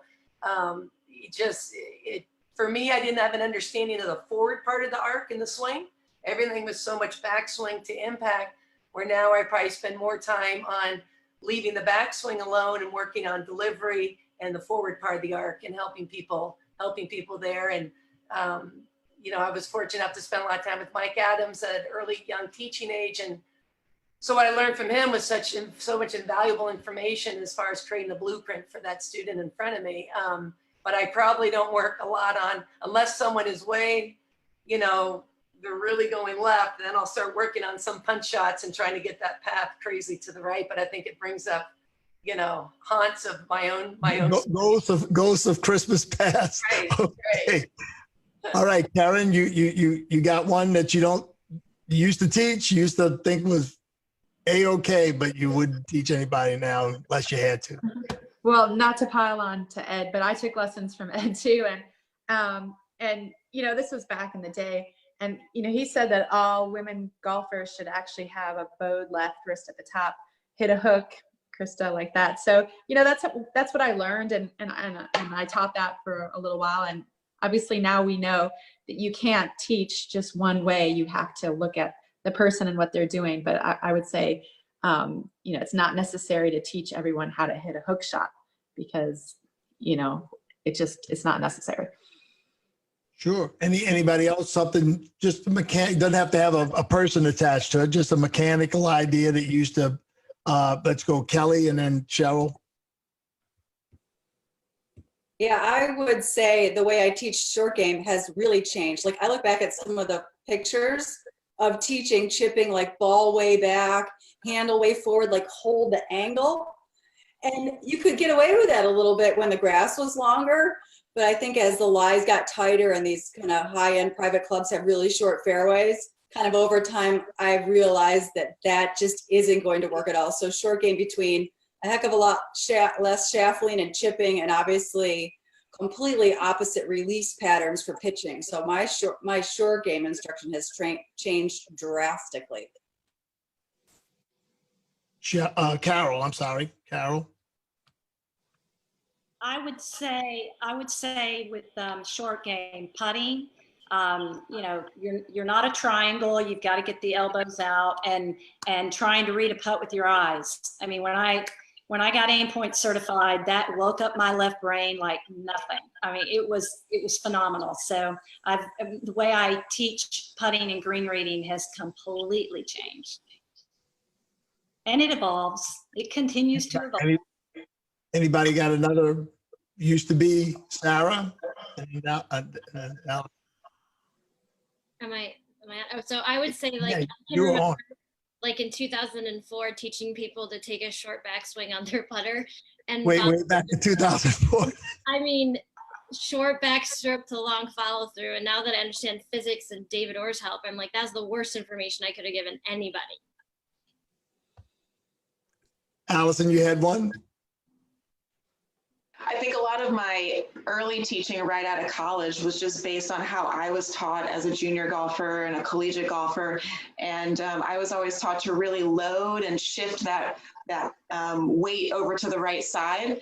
And I think now we know that there's people that play better from posting on the lead leg and play better with a center pelvis, and then some people play better more posting onto the right side. So instead of fitting everybody into like shift really hard into that trail side, now I'm kind of customizing it per player. So I think that for me has been the biggest shift in my teaching. Cool. Cheryl, you had one? Teach, keep the right knee bent. Exactly. Yeah, no more. So let that knee extend, helps them to turn a lot easier. Definitely, there was a lot of that at some point when I started teaching. I tell you, the first time I gave a lesson and told somebody to straighten their right leg, they looked at me like they thought I was kidding. Go ahead, Carol. Swinging in to out because the club doesn't go out. It goes up and to the left through impact. So I will never, ever do that again. We might come back to this now. We chewing on a good bone there. Okay, this is a custom question for Susie. So this has always been a near and dear question to me because I've been asked, and since everybody knows I have an opinion about everything, I've given my opinion, and I just want you to know ahead of time, in case you've never read it, it was a very positive opinion in the direction I'm going. So there's an awful lot of people that are in generation basically one younger than me. They can almost be my kid, but not quite. And some of them who could be, who became well-known, successful teachers without becoming a PGA member, which I am a PGA member. And by the way, I once asked if I could be an LPGA member, but I was told no, but I would have done it. I promise you I would still do it. So what would you say, Susie, to the two groups of people, okay? The group that it's not too late to go ahead and become a PGA member if they're a full-time teacher? And what would you say to the younger teachers that are thinking about, well, I don't know how much money I have to spend, but this guy and this guy and this guy, they're all on these lists and they're teaching tour players and they're not PGA members. Why should I do it? Yeah, I mean, you're spot on, right? So, the LPGA has a test out at their level 3. We have a test out at ours. We certainly hope anybody that's an LPGA teacher would see the value of becoming a PGA teacher and vice versa. Not just for the camaraderie, but we think all boats rise when we work together. I can tell you though, I'm proud to say this past meeting, many of the teachers, not all, of course, this is a generalization, but many of the teachers who are members of other PGA associations around the world were unable to join the PGA of America because we had a citizenship clause in our Constitution. That citizenship clause, thankfully, at our last annual meeting has been removed. We worked very hard for 10 years on doing that, and we're really proud of the fact that that's been removed. So many of the teachers who are living in the United States on work visas or have become, had green card to be here, we really didn't welcome them to be part of the association, and now we do. So I'm excited to share that with you. If you think of something good coming out of COVID, which is actually hard to actually enunciate out loud because it's such a challenging and so tragic for so many people. But if you look at the opportunity that it developed for us, working for 6 years on an online portal for the beginning of our degrees, our association as an associate. So we have a PGM University program separate of to now, which is the PGM program. We wanted to build this online opportunity to lower cost, to lower the time it takes to become a PGA professional, but keep the skill level very high. That met with a lot of friction within our association for multiple reasons. We have people who have worked incredibly hard to become members, and they're proud of that and feel like everybody should have to do the same as they did, no matter what program they went through. They don't want the skill level to get lowered, which we don't believe is. We believe our curriculum is stronger than it's ever been. But COVID has pushed that. We were ready with our first 2 levels, and we are delivering it totally online at literally an 1/8 of the cost to the associates that are going through it. We're building out level 3 now, and I don't see us going back from that. I hope that we continue that and deliver it in a way that's tangible and gives a value to people taking it. We certainly want people, the PGA of America, as an association that offers resources, tools within their sections locally. We believe no matter who it is that's a teacher could benefit from wearing our logo. I actually had this conversation with 2 very, very high-level teachers today who I won't name, but I told them it's my responsibility to continue to push them to get there. So, we have to come up with a way to welcome people who have been teaching for 20 years' time successfully with consumers that are loving the game and bringing people to courses to welcome them into our association. We're still striving for that. We're not there yet, but I'm excited at some point, a leader behind me or within our tenure now, that our board will get it done. Great. Oh, Christina, go ahead. Follow up, Christina. I'm happy to report I've passed level 1, level 2. I have 1 more test and I'm PGA. I'm excited. Anybody got anything to add on the a good reason to become, for somebody that's either not an LPGA or a PGA member, to go ahead and do it? The thing that I always say, not that I'm asking myself, but before I saw the hands go up, is I always say, I cannot think of a teacher, and I can name a bunch who everybody here's heard of, certainly, that are not PGA members. I don't know which baby butch, but that's about it, that it wouldn't help their career because of just the increased opportunities that they would get. Somebody raised their hand. Sorry, Trillium, and then Natalie, and then Dana. Go ahead, Trillium. Yeah, I've had the good fortune to be an itty bitty part of the process of building out PGA.coach and involved in the conversation of building out resources and more context and information and support. And help kind of in a more strategic way. Not that it's getting done this second, but things happen. They happen. Just got to be patient. And I think that the PGA of America is moving in such an incredible direction. And I think there are a number of different factors for why that's happening. But one of them is we realize that as PGA members, we're all coaches, whether or not you want to be one or not. If you're a PGA member, you have to be part of the game and part of supporting the development of the game. And I think that now more than ever, the opportunities to really learn and grow and develop networks and to have those resources is being realized and becoming more and more an amazing opportunity. Cool. Natalie? So I just got my PGA membership in November of last year. And Welcome to the club. And I'm so thankful because when I was working for Susie, originally, she pushed me to do it as soon as I graduated from college. I did my playing ability test right away and got into it right away. And a lot of the top jobs that people are seeking out require you to have that or be on track to be doing that. And so it just helps you get a step up on so many other people if you can get ahead of it and have that behind your name or next to your name. No doubt about it. So next question for Deb Angelo. Hello, Deb. How are you? Great to see your face. Thank you.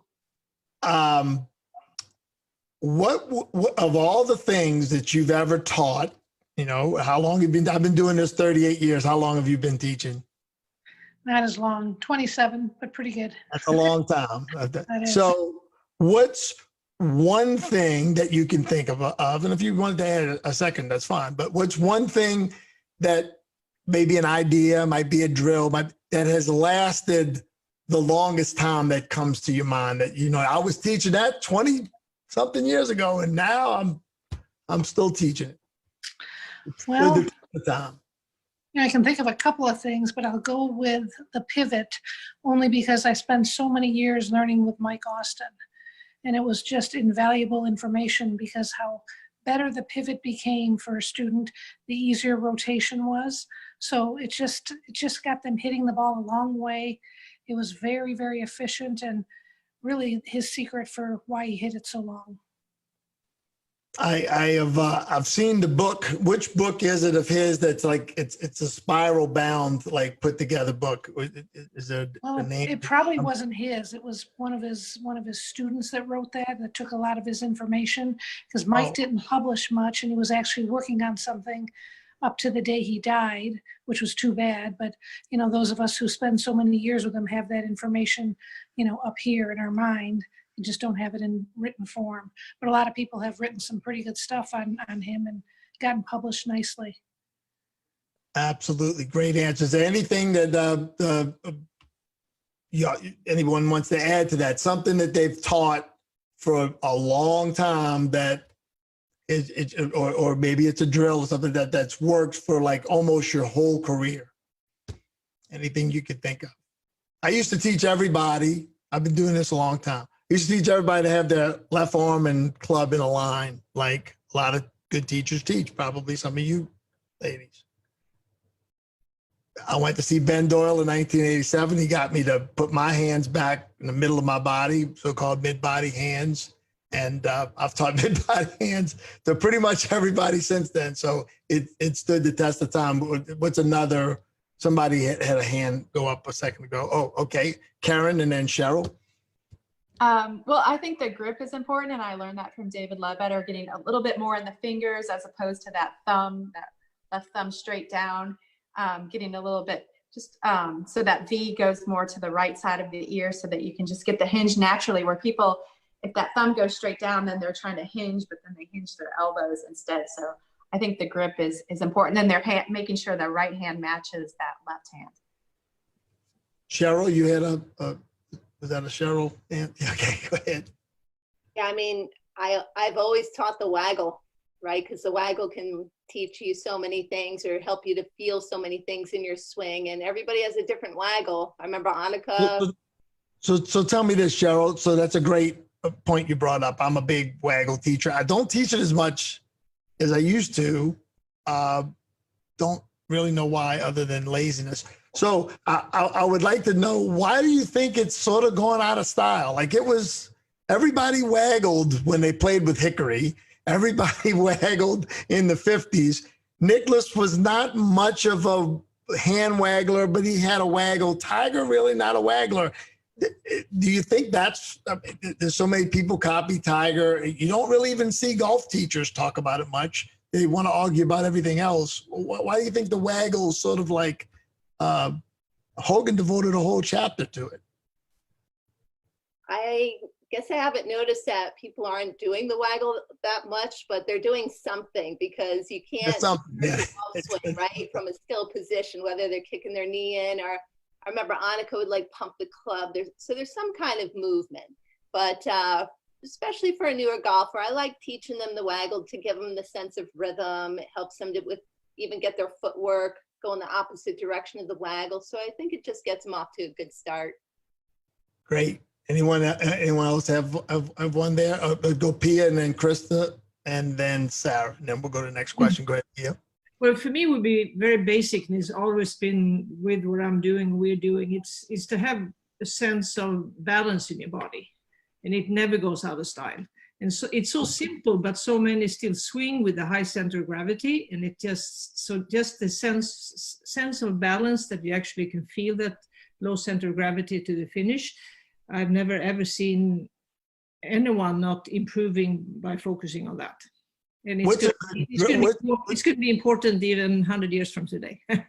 What's one of your favorite drills for getting someone to feel that they've shifted their balance a little low? It's not just how you want the weight shift, it's just the physical ability to sense balance. So depending on their skill level, some can only do feet together and finish in balance. And if they're more advanced, is checking on right and left foot, can they swing on one foot and finish in balance? And if you get better than that, you can be on balance balls and finish in balance. So they're closing your eyes. So there are many stages of how good you're going to be at balance. But any golfer improves by having a good sense of balance in their body, and from there move on to other things. Great. Krista? Try two little things. One, an arms and body connection.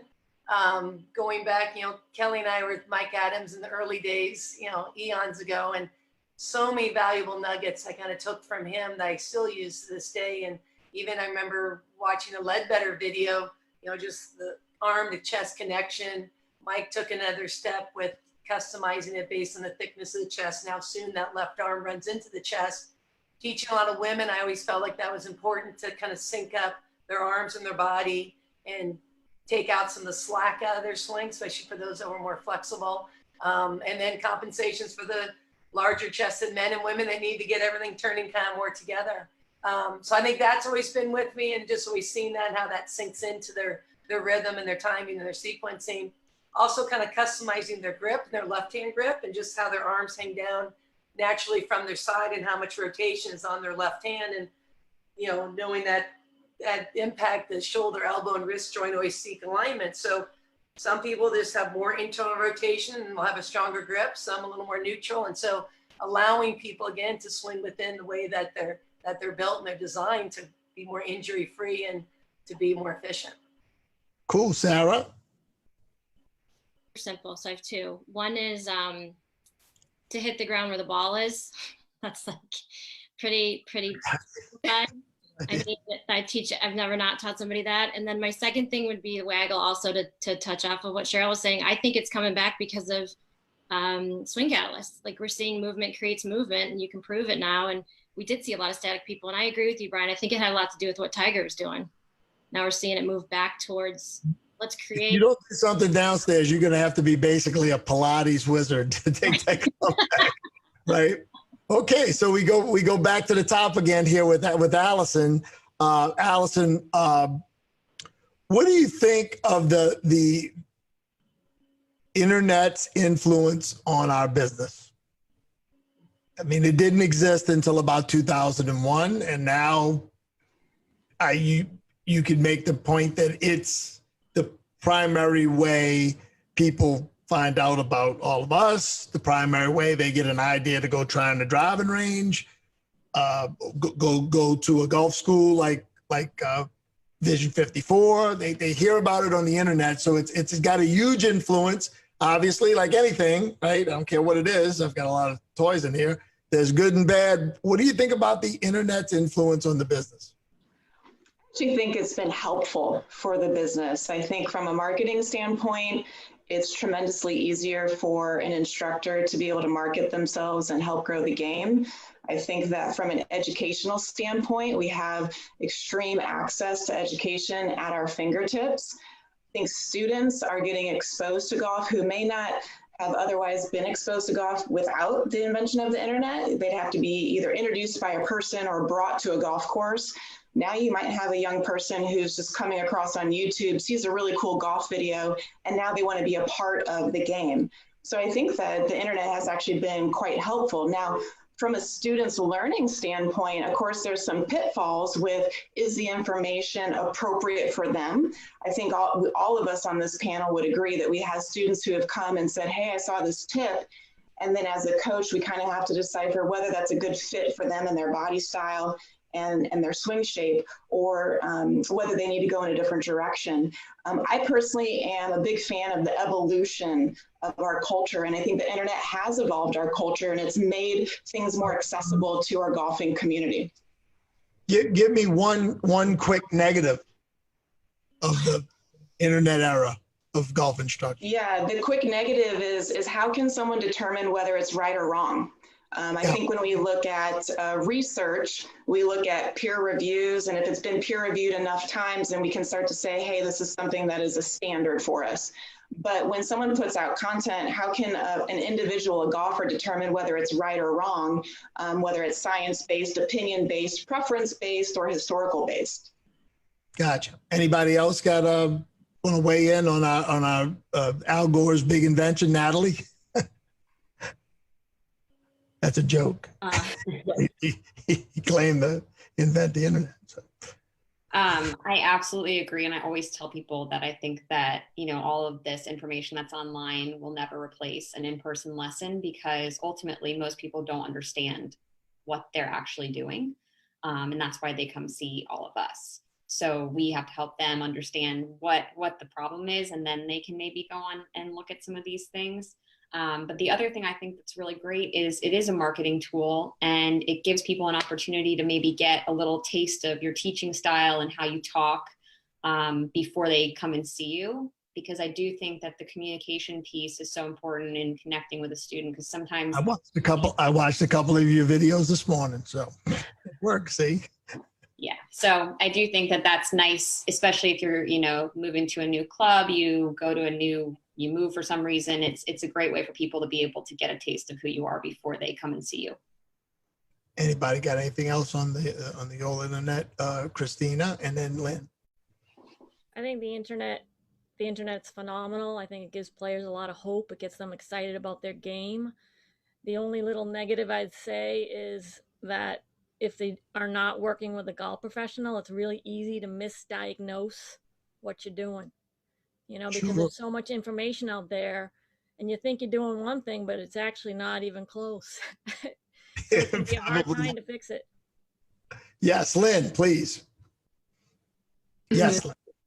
The misdiagnosis, and that most of those swings we're seeing on the internet are out of context. They're not on a golf course, because what a golfer does in a studio or in their living room has nothing to do with context. So we need more. I think if we could take the internet and bring it out to the golf course, we'd have something there. So actually, one of our coaches did 9 holes on-course playing lesson with FaceTime last week. It's pretty cool. But on the golf course. Just to totally agree with you. So I had, and I've done this maybe 5 times. I've had TrackMan for 10 years. And I've given every golf lesson except for maybe 20 in 10 years, with the thing just sitting there doing this deal. I might have not paid any attention or said anything to the student at all. But I've taken it on a golf course twice in the last year. And the 2 things that I figured out was everybody that can play a little bit of golf swings a ton faster on the golf course, including me. So, I mean, like you're trying to evaluate somebody's golf game on the driving range, and it looks real smooth. And then they go out on the golf course, they swing 4 or 5 miles an hour faster. It's a bunch. And if anybody's got a device that they can take out and just measure something, much less something that measures all the club delivery, I think you'd be very surprised.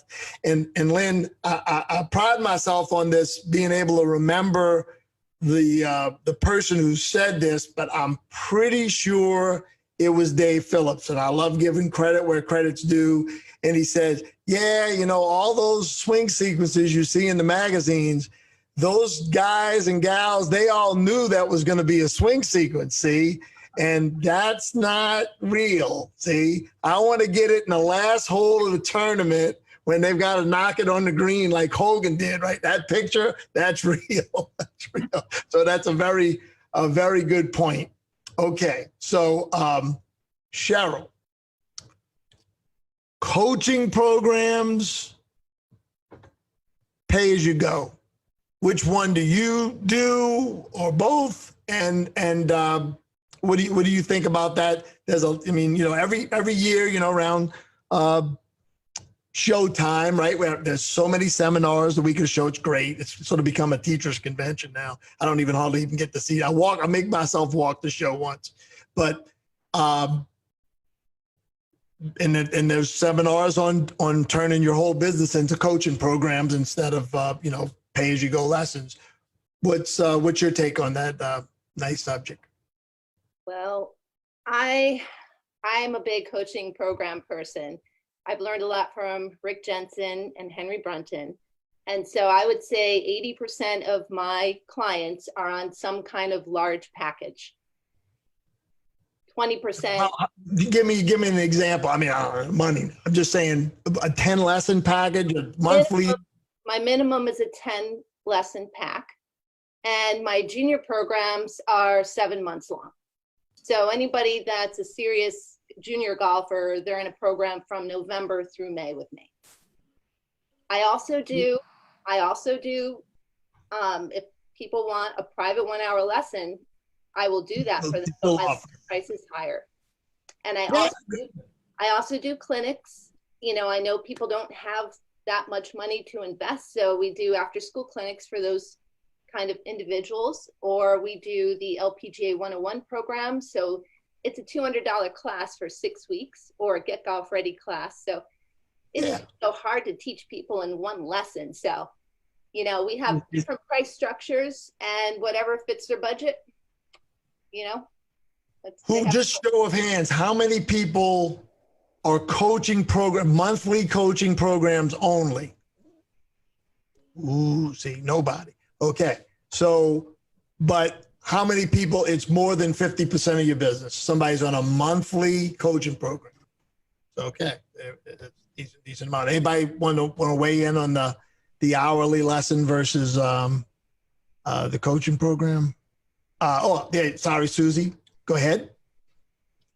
Yeah, you know, I think what's exciting about this conversation, and it's something that I hope a lot of coaches are actually watching. So the PGA of America has partnered with Will Robbins Golf. I'm sure many of you have seen or heard Will at a summit to offer the opportunity to understand coaching programs. I think when you ask all of us, perhaps we know what that is.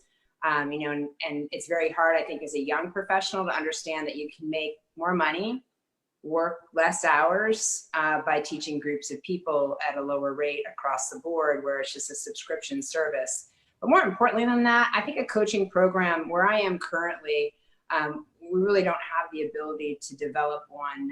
We have a very small junior base, and that's disappointing. We're trying to grow that extensively, and we're trying to grow kind of our boot camp series into coaching programs. But in general, as I talk to professionals across the country, whether they're PGA or LPGA, what's happening in these coaching programs is they're building this unbelievable rapport. So instead of just having a client, right, or a consumer that you have this transactional relationship with, you're actually building this partnership. So it's far beyond a client. It's this repetition of I know you're there for me, even if I can't make it this week. I know I have my appointment with you next week. I build this group of people I can play golf with. And what we're finding, it's creating an enormous amount of revenue for the facility and the coach. But it's also developing relationships for on course where people can go out and enjoy each other's time together, or the coach can take them out on course. So Lynn and Pia's point from the very beginning, we need this to be 50-50 when it's available. Many places you can't get people out on the golf course. I'm at one of those where it's just packed all day, every day until summertime. But then in summertime, we can certainly have the opportunity to bring them on course. But I think if you're not looking at coaching programming and your facility would be adaptable to that, it absolutely, in my opinion, is the way to go, which is why we're directing our National Teaching and Coaching Committee. Trillium's the chair of that for me, which is amazing. We have amazing minds on that committee, but really trying to drive this point home that it doesn't have to be this transactional 30-minute, great to see you, and then they're gone, right? Without any follow-up, without any retention. I think for us, it's all about retention. It's all about how do we keep that consumer wanting to be with us. And that happens locally. That doesn't happen nationally. So coaching programs, all for, even though I didn't raise my hand for the 100%, I think it's the way. That's fine.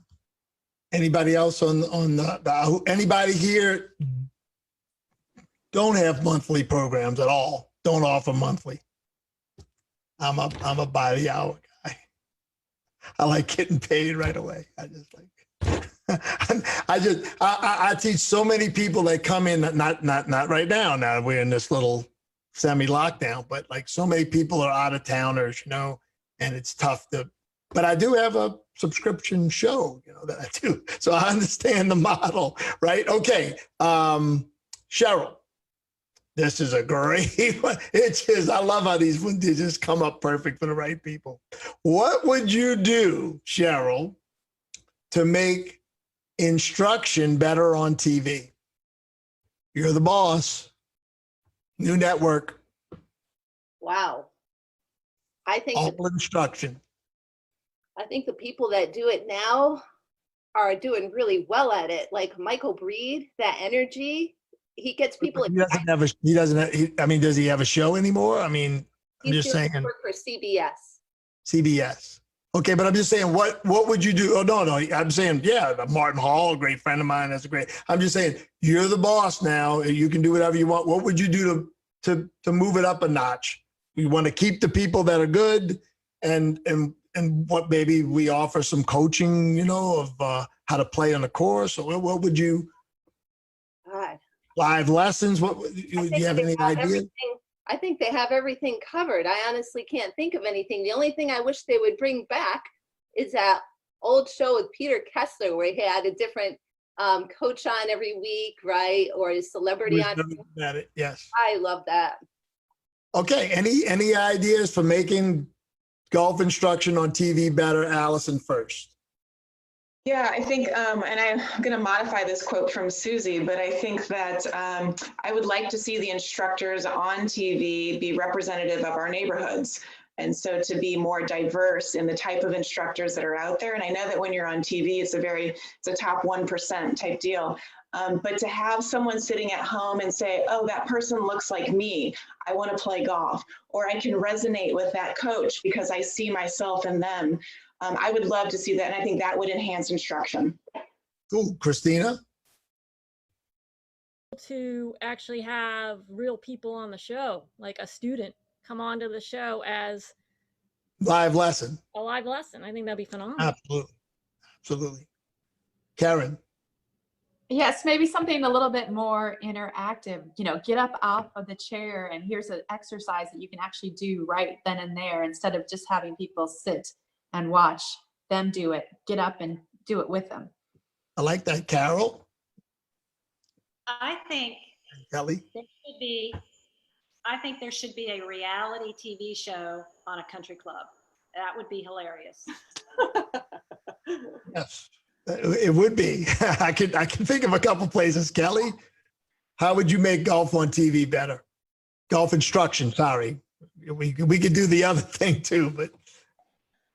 Yeah, the other one sounds a little dangerous to me, but I like Allison's point about really relatable people. Golf Magazine actually did a study what people wanted, and they basically said they want people that they can relate to. So I think different golfers getting instruction, and I like the idea of following them over time, because one lesson doesn't really tell the story, but maybe get a group of like 6 or 7 very different people and carry them through like a month of golf instruction and see how much work it takes, you know, how the adjustments are made, whether it's full swing adjustments, short game, on course. So people could really see the progression, but also people that they can relate to, you know, that idea where that person kind of reminds me of me, so that they could see it's not that easy and it does take time and commitment and a great instructor. Dana, you had any? I want to hear a lot of people on this, because in my opinion, it could be a lot better if you had the opportunity. If the hole was there, right? Somebody said we're going to devote a network to golf improvement, but you've been doing this a long time, Dana. You know, surely you've seen all these shows come and go. I haven't been on a few of them, but I think what's really missing on TV is the true understanding of learning and progression and skill-based learning. It seems to still be too tip-based. And so a tip means I'm going to try it. It doesn't mean I'm going to ingrain it. And I really have been focused on my teaching to make sure that I stay on a solid progression. And I think in TV, we need to have something laid out where students understand where the start base is, and that this is not, if they don't even know when they're talking about coming over the top, they don't even know, quite honestly, if they're even doing that. So they don't know what really applies to them. And that's where I think TV instruction is, or even you know, YouTube or any of it, is a little bit difficult for people who are tuning into that. So if I was doing a TV show, I would say, if you're this handicapper, this is the type of progression you need to be going in. These are the skills you need to be learning. Many times players work on full swing as a new golfer on into mid-handicappers and never really address how to hit short game shots until they start playing better and they realize they can't get it on the green from 50 yards and in. And so I think it's important that there's a progression that's laid out for golfers to ascribe to and go to. Susie. Yeah, so just to follow up on what Dana said, you know, I've always wanted the world, literally, whether it be on TV or in print, to follow the ski model, right? Which is green, blue, black, and double black. And I think what's missing in all instruction is what Dana just said, this skill progression, this opportunity to think, if you're sitting on your couch at home and you consider yourself a new golfer, I would tell you that many of the people I teach that call themselves new golfers are not new golfers. They are golfers who have played 200 rounds of golf in their lifetime, but they think I asked them if they were a good golfer, which that's not what we asked. We asked, are you a new golfer, right? So we first have to make a descriptor of what that was for green, what that is for blue, black, especially for people who didn't ski. But for people who ski, like, and what does that mean? So, okay, if you're a green circle, you get 5 clubs, right? These are the 5 you're going to use. And so you meet XYZ skill progression in every facet of the game. Once you get there, we're going to add 2 more clubs in, and you can choose to stay green and play 4 holes the rest of your life, and we're going to welcome you, just like skiing. Or if you would like to be blue, we're going to bring you as PGA and LPGA professionals and coaches to the blue zone, right? And we're going to have you ski a little blue. We're going to have you ski a little green. We're going to give you some joyful mindset, some strategy on course, some ability, with a few extra choices thrown in if you so choose to use them. Once you hit all those skill progressions on course, to your point, Brian, right? Where it's not just we're watching you on a flat lie on the driving range. Once we get Then we're going to throw in a couple more clubs, and then you could choose to use those or not. You could choose to still ski green with your family and your friends, play a scramble in a corporate event. You could choose to go to the black. Why we don't What's the three colors in skiing? What are they? What are they? I've green, never been. green, blue, black, right? There's So the name of the show. There's your show. Green, blue, black. How to go from green to blue to black, right? That could be a show right there, right? yeah, and excitingly, we're coming out with a coaching channel. Unfortunately, COVID got in the way. And my hope is to have PGA professionals from all over the country, as well as PGA professionals all over the world, highlighted. And if we could follow some model that the audience is actually the benefactor, right? Absolutely. Not, and I agree with Cheryl. I think the people on TV do a tremendous job for the circumstance they're in and the time period they have to deliver to a vast audience of millions. I mean, it's far harder than they make it look. But you know, we have room for growth in all these areas, but we have to think of the consumer mindset, not as us as expert player mindset, right? And when we go there, we will deliver a product that is vastly greater and more improved. Awesome. Deb, if there was the Deb Vangelo show, what would it be? Well, I think everybody's kind of hit on the components that I would want to see, but, you know, just basic instruction and building of skill to the next skill. And I think that would really, really resonate with a lot of people, and then they would just keep going forward. But I think we put the end too much at the beginning, and we teach in language that they don't understand, and people are afraid to admit it, but because they think they're supposed to know that. And I think if we started a lot more simpler and just kept building, we could see some really, really good value. So this sort of leads, Krista, I think you'll probably be able to get it into this one. So this sort of leads into, we got 4 minutes left, into my final question, which this last question sort of, you get one wish to the golf genie. It's not me. Okay. One wish that you think could make golf better through golf instruction. Okay. You can't say everybody gets a perfectly fit set of clubs. That would probably help. I've seen some pretty bad clubs come for $200 an hour lessons. But what we're gonna do, we're gonna start with Allison, and we're gonna go right down to Allison, Cheryl, Carol, like that. Just try to make it quick. We got 3 more minutes. One thing that you could do. I'll go first. So just to show you how even somebody that talks as much as me can get it out quick. Here it is. I think everybody who's belongs to the PGA or the LPGA should have to post one full live lesson a year. They can pick it if they want and put it up on the internet just to keep your certification. Allison, what's your one wish? Okay, so I'm not sure I understand the question. The one wish for you get one thing. Everybody has to take a putting lesson next year. Every golf teacher has to learn the learning model. Get one wish to improve golf through golf instruction. Golf through golf instruction.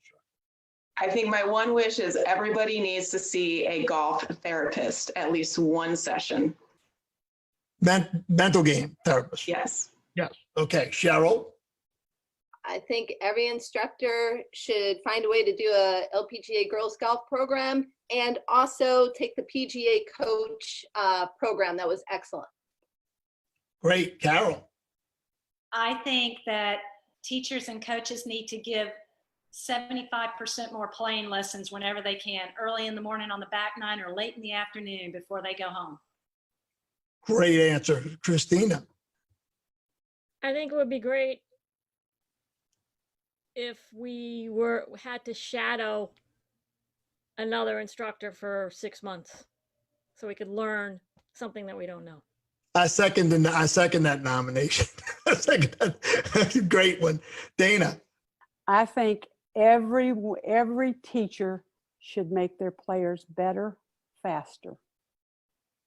There's the real answer. Karen.